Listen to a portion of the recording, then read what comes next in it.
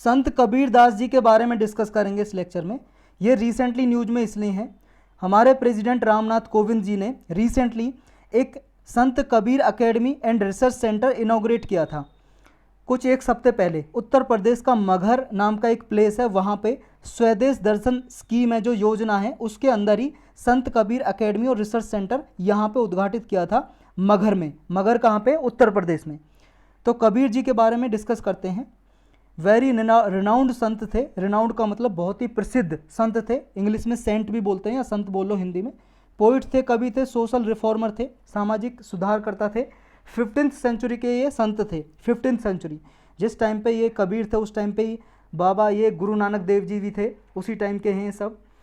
और इनके जो पोइम हैं, कविताएं हैं, वो वननेस के बारे में कहा करती थी, यानी कि इनकी कविताएं कहती थी कि जो मानव है वो एक है और वननेस में ही बिलीव करते थे। भक्ति मूवमेंट के प्रोपोनेंट थे, भक्ति मूवमेंट को सपोर्ट करते थे और ये किसी भी रिलीजियस डिस्क्रिमिनेशन में विश्वास नहीं रखते थे।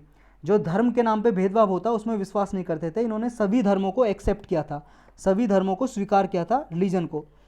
जो रिलीजियस कम्युनिटी है कबीर जी की, उसको कबीर पंथ बोलते हैं, और जो कबीर जी को फॉलो करते हैं उनको बोलते हैं कबीर पंथी। कबीर पंथी, इसके पीछे एस लिखा हुआ है प्लूरल फॉर्म में, बहुवचन में, कबीर पंथीज। इनके गुरु थे स्वामी रामानंद जी।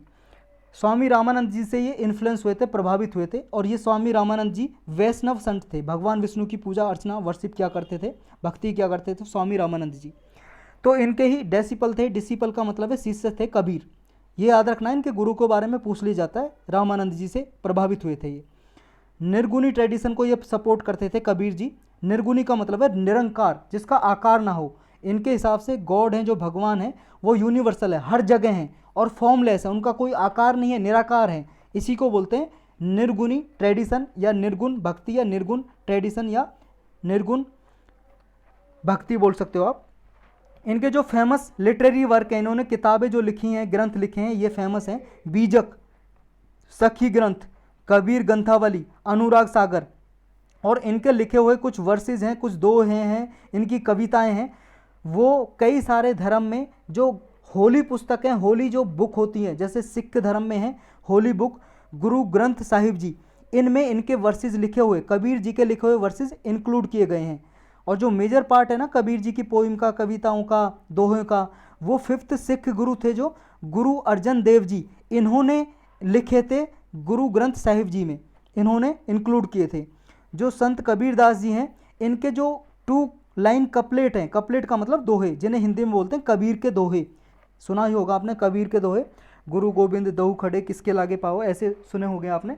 तो ये जो दोहे हैं ये बहुत फेमस हैं पॉपुलरली, इनके लिए बहुत सारे सॉन्ग भी बने हुए हैं कबीर जी के दोहे के बारे में। ये कास्ट के अगेंस्ट थे, जाति के अगेंस्ट। और जो कॉम्प्लेक्स रिचुअल, जो रीति रिवाज और सेरेमनी, उत्सव किए जाते थे ब्राह्मण द्वारा, किसी और कम्युनिटी के द्वारा नहीं किए जाते थे, तो इसके ये अगेंस्ट थे। इनका कहना था जो ब्राह्मण ये रिचुअल वगैरह करते हैं इनको हटाओ, डू अवे विद, इनको हटाओ, इनके अगेंस्ट थे। और कास्ट सिस्टम के अगेंस्ट थे, जातिवाद के अगेंस्ट थे। ये सिर्फ भक्ति में विश्वास करते थे। इनका कहना था कि कोई भी पर्सन अगर साल्वेशन, मुक्ति पाना चाहता है, तो वो केवल और केवल भगवान से इंटेंस लव करे, भगवान से प्यार करे, प्रेम करे, भगवान की भक्ति करे, डिवोशन करे, तभी उसको मुक्ति मिल सकती है, साल्वेशन मिल सकती है। यानी कि मुक्ति पाने का एकमात्र जो साधन है वो क्या है? भक्ति, कबीरदास जी के अकॉर्डिंग। ये याद रखना है, ऐसे पूछ लेते हैं। इस साल पूछा था पीस स्टैचू एस्टेब्लिश किया था, पीस स्टैचू के बारे में आपने पढ़ाई होगा, वो एस्टेब्लिश किया था, तो उनके बारे में पूछ लिया था उन्होंने क्या तरीका दिया था कि साल्वेशन के लिए। तो इस तरह से आपको याद रखना है। कास्ट सिस्टम को एरेडिकेट करने के लिए इन्होंने बहुत सारे कदम उठाए थे और ये चाहते थे कि कास्ट सिस्टम को हटा के, जातिवाद को बिल्कुल रिमूव करके, हटा के एक इगैलिटेरियन सोसाइटी बनाई जाए। इगैलिटेरियन का मतलब समतावादी समाज, जहाँ पे सभी लोग समान हो, कोई कास्ट सिस्टम, कोई धर्म सिस्टम ना हो। ये कुछ अदर फैक्ट हैं, देखो भक्ति मूवमेंट के बारे में। साउथ इंडिया में भक्ति मूवमेंट के फाउंडर समझे जाते हैं अलवर्स और नयनार्स, ये भी आपको याद रखना है।